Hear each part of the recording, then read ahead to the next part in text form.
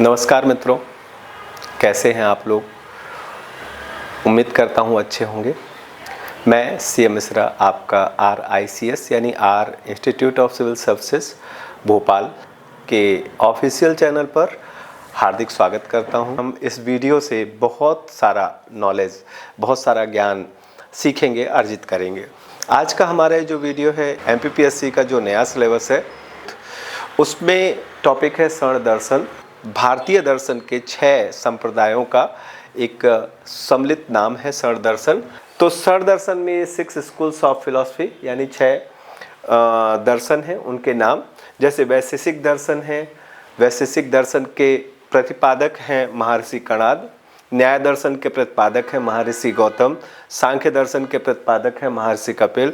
योग दर्शन के प्रतिपादक हैं महर्षि पतंजलि और पूर्व मीमांसा के प्रतिपादक हैं जैमिनी। उत्तर मीमांसा के प्रतिपादक हैं बादरायण। आगे बढ़ने से पहले मैं आपको बता दूं कि यहाँ से प्रीलिम्स एग्जाम में क्या क्या क्वेश्चन पूछे जा सकते हैं। तो अभी एक प्रश्न बना हमारा, इनमें से मिलान करने को दे देगा यानी मैच करने को दे देगा कि मिलाइए वैशेषिक दर्शन के प्रतिपादक न्याय दर्शन के, सांख्य दर्शन के, योग दर्शन के। एक इस तरह का क्वेश्चन बन सकता है। एक इस तरह से बन सकता है कि निम्नलिखित में से कौन सा जोड़ा सुमेलित नहीं है। एक डायरेक्ट क्वेश्चन पूछ सकता है कि सांख्य दर्शन के प्रतिपादक कौन है। ओके, इनमें एक इंपॉर्टेंट बात जो मैं यहाँ पर रेखांकित करना चाहूँगा कि सांख्य दर्शन इन सभी दर्शनों में सबसे पुराना दर्शन है, जिसके प्रणेता महर्षि कपिल है। दर्शन किसे कहते हैं? तो दर्शन का सामान्य अर्थ होता है देखना। जब आप किसी भी चीज को देखते हो या देखने जाते हो तो आप कहते हो कि हमें आज फलां के दर्शन हुए, आज हमने फलां व्यक्ति को देखा। लेकिन देखना 2 तरह का होता है। एक देखते हैं हम अपनी इन आंखों से, दोनों नेत्रों से देखते हैं, और एक देखते हैं ज्ञान की चक्षु से, ज्ञान की आंखों से। ज्ञान के नेत्र से जब हम किसी भी चीज को देखते हैं, उस पर डिस्कशन करते हैं, तो जो कंटेंट तैयार होता है उस कंटेंट को हम फिलॉसफी कहते हैं। अब फिलॉसफी का सब्जेक्ट मैटर क्या है, फिलॉसफी में किस चीज पर चर्चा की जाती है। तो हमारे जो फिलॉसफर्स थे, या वेस्टर्न फिलॉसफर्स थे या इंडियन फिलॉसफर्स थे, सभी दार्शनिकों का, सभी फिलॉसफर्स का एक ही गोल हुआ करता था कि इस जगत के रहस्य को, इस सृष्टि के रहस्य को समझना और इस बात का अन्वेषण करना कि क्या ये जगत के परे कोई और जगत भी है, या ये जो शक्तियां हम इस जगत में देखते हैं इनको चलाने वाली कोई दूसरी शक्ति भी है जो इससे बाहर है, पारलौकिक दुनिया भी है अथवा नहीं है। तो इन्हीं सब चीज़ों को ध्यान में रख करके और एक विषय, एक अनुशासन डेवलप हुआ जिसे हम दर्शन के नाम से जानते हैं। बेसिकली जो भारतीय दर्शन है, भारतीय दर्शन में 3 चीज़ों पर चर्चा की जाती है कि जीव क्या है, जिसे आत्मा भी कहा गया है, कि आत्मा क्या है, परमात्मा क्या है और ये जगत क्या है। इन तीनों के बीच में क्या इंटर रिलेशन है, इन तीनों के बीच में क्या अंतः संबंध है और किस तरह से ये संचालित होता है। यही हमारे भारतीय दर्शन का मेन विषय है। इसका दर्शन का जो मूल उद्देश्य होता है, दर्शन का मूल उद्देश्य होता है ज्ञान प्राप्त करना। तो मुख्य बात आती है कि ज्ञान प्राप्त क्यों किया जाए। ओके, ज्ञान प्राप्त करके हम क्या करेंगे। तो 2 ऑब्जेक्ट्स होते हैं। ज्ञान प्राप्ति का एक उद्देश्य होता है अपने आध्यात्मिक उन्नति करना और ज्ञान प्राप्ति का दूसरा उद्देश्य होता है भौतिक उन्नति करना। इस आधार पर भौतिक, जो लोग मानते हैं कि ज्ञान प्राप्त किया जाए भौतिक समृद्धि के लिए, खूब ढेर सारा पैसा, जिंदगी में ऐशो आराम, इसलिए ज्ञान प्राप्त किया जाए, जो लोग ये मानते हैं वो लोग भौतिकवादी दर्शन से जुड़े होते हैं। और जो लोग आध्यात्मिक का मतलब हो गया कि भाई खूब ढेर सारा पैसा हो, जीवन में ऐश हो, आराम हो और हम इधर उधर अच्छा खाएं, अच्छा घूमें, अच्छा पहने, अच्छी गाड़ियों से चलें, अच्छे बंगले में रहें। हम क्या इसीलिए पैदा हुए हैं? नहीं। बहुत लोग ऐसा मानते हैं कि हम इसीलिए पैदा नहीं हुए हैं, हम इस दुनिया को, इस धरती को खूबसूरत बनाने के लिए पैदा हुए हैं। तो ऐसे बहुत सारे वैज्ञानिक हैं जिन्होंने फकीरी की जिंदगी जी करके, ऐसे बहुत सारे ऋषि महर्षि हैं जिन्होंने अपने लिए कुछ नहीं किया, लेकिन इस दुनिया को वो बहुत कुछ देकर गए। तो अगर हमारा ये पर्पज है तो ये आध्यात्मिक परंपरा से जुड़ जाती है, इसे हम आध्यात्मिक परंपरा के नाम से जानते हैं। तो यहाँ सबसे पहले मैं आपको ये बताना चाहता हूँ कि हमारे जो 6 स्कूल्स ऑफ फिलॉसफीज यानी दर्शन के जो 6 संप्रदाय हैं, वो 6 संप्रदाय 3 पेयर्स बनाते हैं, 3 जोड़े बनाते हैं। कैसे बनाते हैं तो ध्यान से देखेंगे। तो वैशेषिक दर्शन है सबसे पहले, वो जुड़ा हुआ है न्याय दर्शन के साथ। सांख्य दर्शन है वो जुड़ा हुआ है योग दर्शन के साथ। और पूर्व मीमांसा है वो जुड़ी हुई है उत्तर मीमांसा के साथ। और उत्तर मीमांसा को आप वेदांत भी कहते हो, लेकिन तब जब पूर्व मीमांसा को आप केवल मीमांसा कहते हो, है ना। तो एक बार फिर से मैं रिपीट कर देता हूं पेयर्स को। वैशेषिक दर्शन जुड़ा हुआ है न्याय दर्शन के साथ, इन दोनों का एक जोड़ा होता है। इसके बाद सांख्य दर्शन जुड़ा हुआ है योग दर्शन के साथ, इसका एक पेयर होता है। और इसके बाद जो मीमांसा है वो जुड़ा हुआ है वेदांत के साथ, जिसे आप कह सकते हो पूर्व मीमांसा उत्तर मीमांसा के साथ जुड़ा हुआ है। इसको याद करने का एक अच्छा तरीका भी है कि आप जानते हो सांख्य दर्शन से जो हमें अनुभूति होती है, जो महसूस होता है ऊपरी सतह पर, ये लगता है कि ये संख्याओं से संबंधित है और संख्याओं को ही हम योग करते हैं, संख्याओं को ही हम जोड़ते हैं। तो इस तरह से एक आपने क्रैक कर लिया कि सांख्य दर्शन का संबंध योग दर्शन से है, यानी योग दर्शन सांख्य दर्शन का पूरक है। अच्छा, अब इसमें तो कोई डाउट है नहीं कि पूर्व मीमांसा उत्तर मीमांसा से जुड़ा हुआ है, यानी जो बातें पूर्व मीमांसा में अधूरी रह गई उन्हीं बातों को कंप्लीट करता उत्तर मीमांसा यानी वेदांत। तो ये 4 हो गए आपके, अब बच्चे केवल 2, और 2 अब बड़े आराम से आप बता सकते हो। जो 2 बचा है वो एक पेयर है। वैशेषिक और न्याय दर्शन ये दोनों मिलकर के एक पेयर बनाते हैं। तो अब बात ये आती है कि ये जो हमारे 6 दर्शन हैं इनका पर्पज क्या है, ओके, क्या किस तरह का ज्ञान प्राप्त करना चाहते हैं। तो वैशेषिक और न्याय दर्शन का परम वाक्य है अथतो धर्मस्य जिज्ञासा। इसका मतलब होता है कि वैशेषिक और न्याय दर्शन ये जानने की कोशिश करता है कि वस्तुओं के गुण धर्म क्या होते हैं। तो इस प्रकार वैशेषिक और न्याय दर्शन पूरी तरह से एक भौतिकवादी दर्शन है, यानी फिजिक्स की बात करता है। वस्तुओं के गुण धर्म, जिस तरह से भौतिक विज्ञान, रसायन विज्ञान पदार्थों के गुण धर्म की चर्चा करते हैं, उसी तरह से वैशेषिक और न्याय दर्शन जो है अथतो धर्मस्य जिज्ञासा, यानी धर्म को जानने की जिज्ञासा प्रकट करता है वैशेषिक और न्याय दर्शन। सांख्य दर्शन की बात कर ले तो सांख्य दर्शन जो है उसी सिलसिले को, उसी कड़ी को सांख्य दर्शन आगे बताता है। और अब वस्तुओं के गुणधर्म जानने की बात नहीं करता सांख्य दर्शन, बल्कि ये बात करता है कि ये सृष्टि मुख्यतः किन किन पदार्थों से मिलकर के बनी हुई है। तो सृष्टि के जो मौलिक पदार्थ हैं जिनसे मिलकर के पूरी सृष्टि बनी हुई है, उस पर चर्चा करता है सांख्य दर्शन। तो सांख्य दर्शन ये मानता है कि ये पूरी सृष्टि कुल मिलाकर 25 तत्वों से बनी हुई है, 25 प्रकार के पदार्थों से बनी हुई है। ये पदार्थ भौतिक, अभौतिक, मूर्त, अमूर्त कुछ भी हो सकते हैं, इस पर चर्चा अपन बाद में करेंगे। अभी सिर्फ आप इतना जानो कि सांख्य दर्शन ये मानता है कि ये जो सृष्टि है, ये जो ब्रह्मांड है, ये 25 प्रकार के तत्वों से मिलकर के बना हुआ है। और उन 25 प्रकार के तत्वों में एक तत्व को नाम दिया है प्रकृति और दूसरे तत्व को नाम दिया गया है पुरुष। महर्षि कपिल एक तत्व को प्रकृति कहते हैं और दूसरे तत्व को पुरुष कहते हैं, ओके।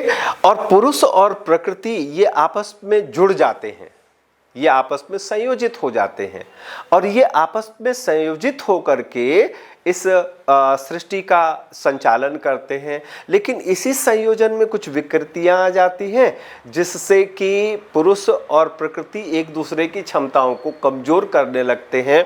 तो योग दर्शन का विषय ये है कि किस तरह पुरुष को प्रकृति के दुष्प्रभावों से बचाया जा सके, सुप्रभावों से नहीं, अच्छे प्रभाव मेंटेन रखने, दुष्प्रभावों से किस तरह बचाया जा सके। ओके, तो इसलिए इसका जो परम वाक्य है, अथ तो अनुशासनम जिज्ञासा। अथ तो अनुशासनम जिज्ञासा का मतलब होता है कि किस तरह से हमें अपनी लाइफ में अनुशासन लाना है, ये बात जानने की इच्छा अथ तो अनुशासनम जिज्ञासा कहलाती है। ये आचरण पर जोर देने वाला दर्शन है। ये कहता है, युज समाधौ की बात करता है। युज समाधौ मतलब योग क्या है? युज समाधौ, जो हमें समाधि की तरफ ले जाए, जो हमें समाधि से जोड़े, वही योग दर्शन है। ओके, और पूर्व मीमांसा और उत्तर मीमांसा, ये जो दो मीमांसा है, ये जो दो दर्शन है, ये बात करते हैं अथ तो धर्मः कर्मस्य, यानी कर्म करना ही हमारा धर्म है। तो आपके सिलेबस में कर्म का सिद्धांत भी है, इसी सिलेबस में, इसी टॉपिक में कर्म का सिद्धांत है। तो कर्म का सिद्धांत पैदा होता है कहाँ से?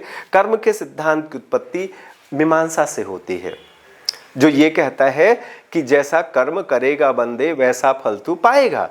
इसलिए ध्यान रखना है कि पूर्व मीमांसा कर्मकांडीय दर्शन है, ये कर्म कांडों पर जोर देता है और शायद यही कारण है, ये ज्ञान का विषय नहीं है, ये कर्म का विषय है। और शायद यही कारण है कि डॉक्टर सर्वपल्ली राधाकृष्णन, जो हमारे देश के दूसरे राष्ट्रपति और हमारे देश के प्रथम उपराष्ट्रपति हुए और एक भारत के महान दार्शनिक थे, उन्होंने पूर्व मीमांसा और उत्तर मीमांसा को दर्शन की श्रेणी में नहीं रखा है।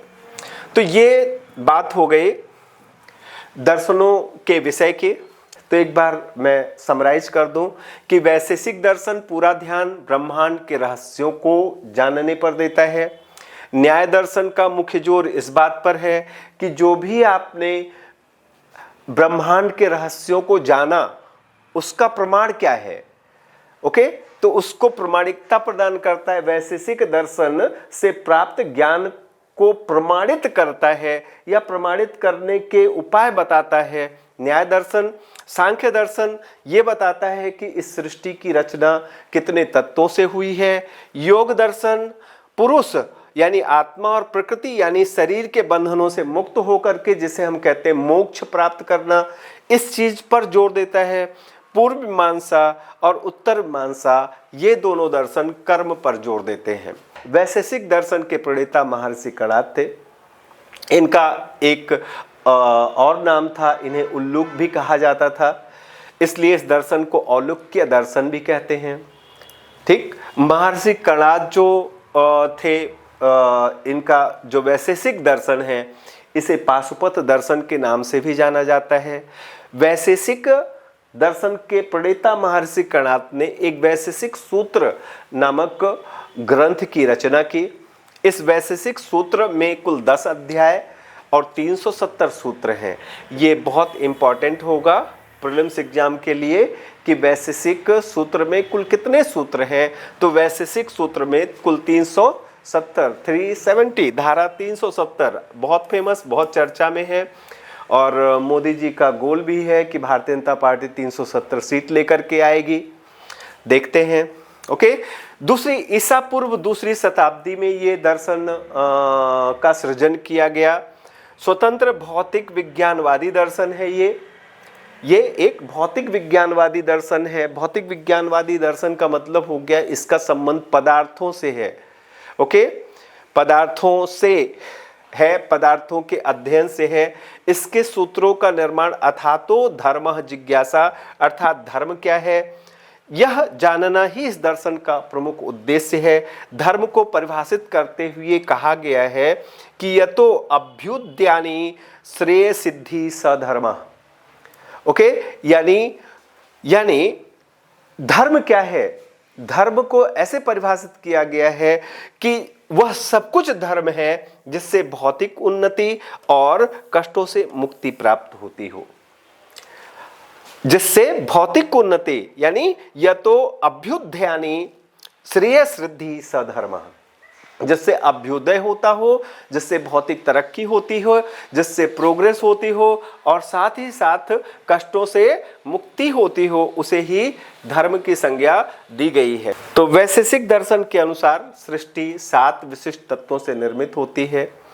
याद रखना है, प्रीलिम्स के लिए फिर से इंपॉर्टेंट फैक्ट आ गया कि वैशेषिक दर्शन के अनुसार सृष्टि का निर्माण कितने तत्वों से होता है। तो वैशेषिक दर्शन के अनुसार सृष्टि का निर्माण 7 तत्वों से होता है। पहला तत्व है द्रव्य, दूसरा तत्व है गुण, तीसरा तत्व है कर्म, चौथा तत्व है सामान्य, पांचवा तत्व है विशेष, छठवां तत्व है समवाय और सातवां तत्व है अभाव। ओके, एक बार फिर से रिपीट कर लीजिए। पहला तत्व है द्रव्य, दूसरा तत्व है गुण, तीसरा तत्व है कर्म। ओके, यानी द्रव्य का कुछ ना कुछ गुण होता है और हर द्रव्य अपने गुण के हिसाब से कुछ ना कुछ रिएक्ट करता है या कुछ ना कुछ कर्म करता है। ओके, वो जो कर्म करता है, कुछ कर्म सामान्य होता है और कुछ कर्म विशेष होता है। सामान्य का मतलब क्या होता है? सामान्य होता है कि सामान्यतः वो उसके गुण धर्म दूसरे तत्वों से भी मिलते हैं। और विशेष क्या होता है कि विशेष का मतलब होता है कि ये पर्टिकुलर काम सिर्फ वही तत्व, वही द्रव्य कर सकता है, दूसरा कोई द्रव्य नहीं कर सकता है। समवाय और अभाव, इसमें विशेष नामक तत्व, इन सातों में से जो विशेष नामक तत्व है उस पर ज्यादा जोर देने के कारण इस दर्शन का नाम वैशेषिक दर्शन है। ओके, विशेषाम पदार्थ माधिकृत्य कृतम शास्त्रम वैशेषिकम, अर्थात विशेष नामक पदार्थ को मूल मानकर प्रवृत्त होने वाले, मूल मानकर निर्मित किए जाने वाले इस दर्शन को, इस शास्त्र को वैशेषिक दर्शन या वैशेषिक शास्त्र कहा गया है। द्रव्यों की बात करते हैं अपन। 7 तत्वों में पहला तत्व है द्रव्य। द्रव्यों की कुल संख्या 9 बताई गई है। द्रव्यों की कुल संख्या 9 बताई गई है, जिसमें से 5 तत्व आप पहले से ही जानते हो। 9 में से 5 आप पहले से ही जानते हो, क्षिति जल पावक गगन समीरा और पंच तत्व से बना शरीरा। तो ये 5 तत्व तो आपको पहले से ही पता है, बस 4 की चिंता और करनी है। तो क्षिति जल पावक गगन समीरा। अब 4 क्या, इन 5 के अलावा 4 क्या बचते हैं? तो उसमें होता है काल, काल मतलब होता है टाइम, समय। दूसरा होता है दिशा डायरेक्शन, और तीसरी आत्मा और चौथा मन। द्रव्य के बाद आता है गुण। गुणों की कुल संख्या 24 बताई गई है। गुणों की कुल संख्या 24 बताई गई है। 24, इन 24 में जो 5 गुण हैं, 5 गुण हमारी इंद्रियों से संबंधित हैं, जैसे स्पर्श त्वचा, रस जिह्वा, रूप नेत्र, गंध नाक और शब्द यानी कान। तो ये 5 तत्व कितने? 24 में से 5। इसके बाद संयोजन वियोजन से संबंधित 5 गुण हैं। संख्या को भाग देना विभाग कहलाता है, बांटना विभाग कहलाता है। संयोग यानी जोड़ना, पार्थक्य यानी घटाना, अलग करना और परिणाम। ये 5 तत्व, संख्या, विभाग, संयोग, पार्थक्य, परिणाम। तो 5 प्रकार के गुण हमारी इंद्रियों से संबंधित हो गए और 5 प्रकार के गुण जो है वो संख्याओं से संबंधित हो गए। इसके बाद 3 तत्व हैं, बुद्धि, परत्व, अपरत्व। ये बुद्धि है, दिमाग है। परत्व मतलब होता है परायापन और अपरत्व मतलब होता है अपनापन। तो ये बुद्धि ही पराया और अपना का हिसाब किताब लगाती है। इसके बाद इच्छा, जब हम इच्छा करते हैं, हमारी इच्छा के अनुरूप सब कुछ सही होता है तो हम खुश होते हैं। तो इच्छा सुख, इच्छा के हिसाब से सब कुछ सही नहीं होता है तो हम दुखी होते हैं। तो इच्छा सुख दुख स्नेह द्वेष। खुश होते हैं तो जिससे हम खुश होते हैं, जिससे हम प्रसन्न होते हैं, उससे हम स्नेह करते हैं, उससे हम प्यार करते हैं। और जिससे हम दुखी होते हैं उससे हम विद्वेष करते हैं, उससे हम ईर्ष्या करते हैं। इसके बाद धर्म अधर्म, प्रयत्न, संस्कार, गुरुत्व और द्रव्यत्व। एक बार फिर से, धर्म अधर्म, प्रयत्न, संस्कार, गुरुत्व और द्रव्यत्व। ये टोटल 24 गुण 24 गुण बताए गए हैं द्रव्यों के। तो द्रव्यों की संख्या 9 है। आपसे प्रीलिम्स एग्जाम में अगर बहुत डीप में जाके पूछा तो पूछेगा कि सांख्य दर्शन के अनुसार द्रव्यों की संख्या कुल कितनी बताई गई है, 9, और द्रव्य के गुणों की संख्या बताई गई है 24। और ये 24 में ये विभाजन मैंने आपको कर दिया है, फिर से रिपीट नहीं कर रहा हूं। तो अब द्रव्य हो गया, द्रव्य के बाद द्रव्य का गुण हो गया, और गुण के बाद है कर्म। कर्मों के 5 प्रकार बताए गए। उत्क्षेपण, पहला उत्क्षेपण, उत्क्षेपण मतलब ऊपर की ओर फेंकना, थ्रो करना। अवक्षेपण, अवक्षेपण मतलब गिराना, नीचे की तरफ गिरना या गिराना। आकुंचन, आकुंचन मतलब कॉन्ट्रैक्शन, सिकुड़ना। और प्रसारण, प्रसारण मतलब फैलना। और गमन मतलब चलना। ये 5 प्रकार के कर्म बताए गए हैं, ये 5 प्रकार के कर्म होते हैं। तो इसके बाद आता है नंबर सामान्य का। तो सामान्य क्या है? सामान्य का मतलब किसी भी वस्तु का वो गुण जो दूसरे किन्हीं वस्तुओं से समानता रखता हो या मिलता जुलता हो। फॉर एग्जाम्पल, एक स्टूल और एक मेज, इन दोनों में सामान्य क्या है कि दोनों ही लकड़ी के बने हुए हैं।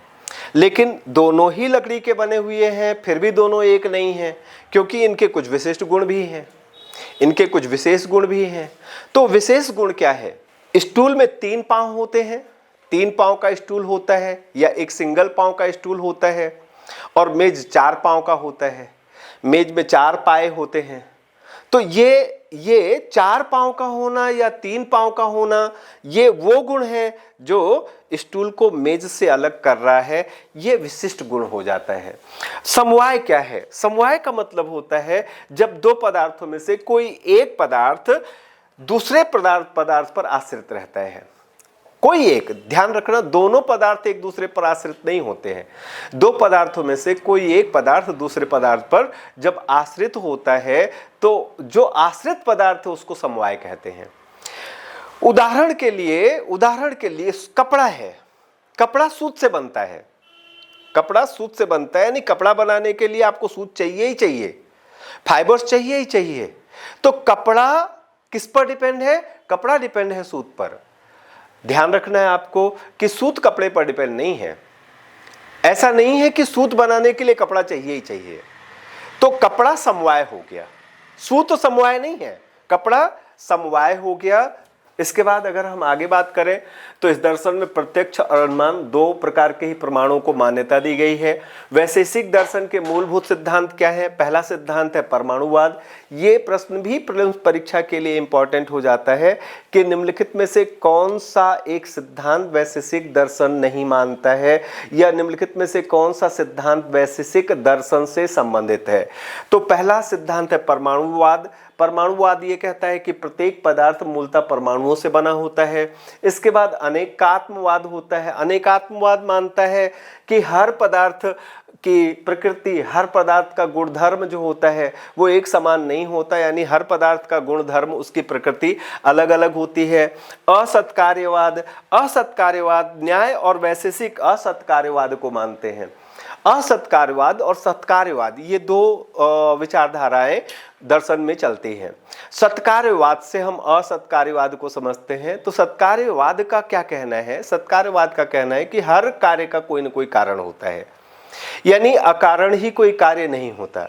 अगर आप इस बात में यकीन रखते हो तो इसका मतलब आप सत्कार्यवादी हो। ओके, इसके अपोजिट अगर आप ये मानते हो कि हर कार्य की एक स्वतंत्र सत्ता होती है, कार्य जो होता है वो किसी कारण से उत्पन्न नहीं होता। ओके, हाँ, ये संभव है कि कारण कार्य को पैदा करने में सहयोग कर दे, लेकिन कार्य किसी कारण का परिणाम नहीं होता है, कार्य कारण से पहले से ही विद्यमान होता है। यह मानना असत्कार्यवाद कहलाता है। तो यहां ध्यान रखना है, आपको ध्यान रखना है, सिर्फ ये 2 दर्शन, न्याय दर्शन और वैशेषिक दर्शन, न्याय और वैशेषिक दर्शन, ये असत्कार्यवादी दर्शन है। जबकि सांख्य दर्शन सत्कार्यवादी दर्शन है। सांख्य दर्शन जो है वो सत्कार्यवाद को मानता है, यानी वो कहता है, क्या कहता है कि कार्य उत्पत्ति के पहले कारण में स्थित होता है। ठीक है। मोक्षवाद, मोक्षवाद जीव का परम लक्ष्य बताता है और कहता है कि जीव का परम लक्ष्य होता है मोक्ष प्राप्त करना, मोक्ष की प्राप्ति करना, ये मोक्षवाद है। तो मेरे ख्याल से ये बातें आपको समझ में आई होंगी। एक बार इस लेक्चर को ख़त्म करने से पहले मैं फिर से समराइज कर दूं फटाफट, जिससे आपको याद रहे कि वैशेषिक दर्शन के प्रणेता महर्षि कणाद हैं। इन्होंने वैशेषिक सूत्र नामक एक पुस्तक की रचना की जिसमें 370 सूत्र हैं। ये एक स्वतंत्र एवं वैज्ञानिक दर्शन है। इसके सूत्रों का आरंभ अथ तो धर्म जिज्ञासा, यानी वस्तुओं के गुण धर्म क्या होते हैं उनको पहचानने की ही जिज्ञासा है वैशेषिक दर्शन। वैशेषिक दर्शन के अनुसार जो पूरी सृष्टि है वो 7 प्रकार के पदार्थों से, यानी 7 प्रकार के तत्वों से निर्मित हुई है। इन 7 तत्वों के नाम है द्रव्य, गुण, कर्म, इसके बाद सामान्य, विशेष, समवाय और अभाव। इसमें विशेष नामक पदार्थ जो है वो मुख्य है, इसीलिए इस दर्शन का नाम वैशेषिक दर्शन रखा गया है। विशेष पर ज़्यादा जोर देने के कारण, विशेष नामक तत्व पर ज़्यादा जोर देने के कारण इस दर्शन का नाम वैशेषिक है। एक एक करके सभी पदार्थों की बात करते हैं। पहला पदार्थ है 7 तत्वों में से, 7 पदार्थों में से पहला पदार्थ है द्रव्य। द्रव्यों की कुल संख्या है 9। क्षिति, जल, पावक, गगन, समीर, 5 ये हो गए। क्षिति, जल, पावक, गगन, समीर, इसके बाद काल और दिशा और आत्मा और मन। ओके, तो कुल हो गए 9 तत्व। 9 तत्व यानी 9 प्रकार के तत्व या 9 प्रकार के पदार्थ होते हैं, द्रव्य होते हैं। इसके अलावा गुणों की कुल संख्या, गुणों की संख्या 24 बताई गई है। हाँ, यहाँ एक बात और ध्यान में रखने वाली बात है। यहाँ एक बात ये ध्यान में रखने की है कि द्रव्य का मान भी होता है जिसको हम द्रव्यमान कहते हैं, यानी इन 9 तत्वों को मापा जा सकता है, इनका मेजरमेंट किया जा सकता है। अब गुणों की संख्या 24 बताई है, जिसमें से 5 गुण हमारी इंद्रियों से जुड़े हुए हैं, स्पर्श, रस, रूप, गंध, शब्द। इसके बाद संख्या, विभाग, संयोग, पार्थक्य, परिणाम, बुद्धि, परत्व, अपरत्व, इच्छा, सुख, दुख, स्नेह, द्वेष, धर्म, अधर्म, प्रयत्न, संस्कार, गुरुत्व और द्रव्यत्व। ये टोटल 24 गुण हैं। ये पदार्थों के 24 गुण हैं। कर्म जो तीसरा है, कर्म 5 प्रकार के बताए गए हैं। पहला है उत्क्षेपण, उत्क्षेपण मतलब ऊपर फेंकना, अवक्षेपण मतलब नीचे गिराना, आकुंचन मतलब सिकोड़ना, इसके बाद प्रसरण मतलब फैलाना और गमन मतलब चलना। सामान्य वो चीज है जो किन्हीं भी 2 वस्तुओं या 2 पदार्थों में एक जैसी है, एक समान है, वो सामान्य है। और विशेष का मतलब किसी भी 2 पदार्थों के बीच का वो गुण जो उसे दूसरे वस्तुओं से, दूसरे पदार्थों से अलग करता है। समवाय का मतलब होता है जब 2 पदार्थों में से कोई एक पदार्थ दूसरे पदार्थ पर अपने अस्तित्व के लिए निर्भर रहता है तो उस पदार्थ को समवाय कहते हैं। जैसे मैंने बताया एग्जाम्पल में कि सूत और कपड़ा बनाने के लिए हमें सूत चाहिए होता है, बिना सूत के हम कपड़ा नहीं बना सकते, तो कपड़ा जो है वो समवाय पदार्थ है। इसके बाद इस दर्शन के में जो दो ही प्रमाणों को मान्यता दी गई है, एक प्रत्यक्ष प्रमाण और एक अनुमान प्रमाण। वैशेषिक दर्शन के मूलभूत सिद्धांत है परमाणुवाद ये कहता है कि हर वस्तु, हर पदार्थ का जो सबसे छोटी इकाई होती है वो परमाणु होती है। महर्षि कणाद को ही परम अणु शब्द पैदा करने का श्रेय जाता है। परमाणु शब्द जिसकी अंग्रेजी एटम होती है, उस शब्द की रचना महर्षि कणाद ने की है। अनेकात्मवाद मतलब सभी पदार्थों के गुणधर्म एक जैसे नहीं होते। असत्कार्यवाद का मतलब ये जरूरी नहीं है कि हर काम का कोई ना कोई कारण हो। ओके, बिना कारण के अकारण भी कोई भी तत्व प्रकट हो सकता है, कोई पदार्थ उत्पन्न हो सकता है। आफ्टर दैट इसके बाद मोक्षवाद का मतलब कि जीव का मुख्य लक्ष्य होता है जन्म मरण के चक्कर से मुक्ति पाना, यानी मोक्ष प्राप्त करना। तो आई थिंक आज के लिए इतना काफ़ी है। नेक्स्ट वीडियो में, अगले वीडियो में हम इससे आगे चलेंगे और वैशेषिक के बाद जो इसका पूरक दर्शन है न्याय दर्शन की चर्चा करेंगे। जैसा मैं आपको पहले भी समझा चुका हूँ बार बार कि न्याय दर्शन में इस बात पर चर्चा की जाती है, इस बात पर जोर दिया जाता है कि जो वैशेषिक ने इस सृष्टि के तत्व बताए, आप उनको, उन तत्वों को किस तरह से प्रमाणित कर सकते हो, सिद्ध कर सकते हो कि भाई ये तत्व उपस्थित है इस सृष्टि में, इस ब्रह्मांड में। तो न्याय दर्शन प्रमाणों पर जोर देता है। जैसे कोर्ट में आप, कोर्ट यानी न्यायालय में जिस प्रकार प्रमाणों की जरूरत होती है, उसी तरह से न्याय दर्शन प्रमाण पर जोर देता है। और कौन कौन से प्रमाण मानता है, उन प्रमाणों का क्या मतलब होता है, ये नेक्स्ट वीडियो में देखेंगे। तब तक के लिए जय हिंद, जय भारत। उम्मीद करता हूँ आपको ये लेक्चर अच्छा लगा होगा और बहुत कुछ आपने इस लेक्चर से सीखा होगा। अगर लगातार ऐसे ही हमारे लेक्चर्स का लाभ उठाना है तो आप हमारे चैनल को ज़्यादा से ज़्यादा संख्या में सब्सक्राइब कीजिए, इसको ज़्यादा से ज़्यादा शेयर कीजिए, जिससे आपके दूसरे भाई बहनों को भी आप इस तरह के जो दुर्लभ ज्ञान है वो प्राप्त हो सके। बस इतना ही कहना चाहूँगा। धन्यवाद। जय हिंद, जय भारत।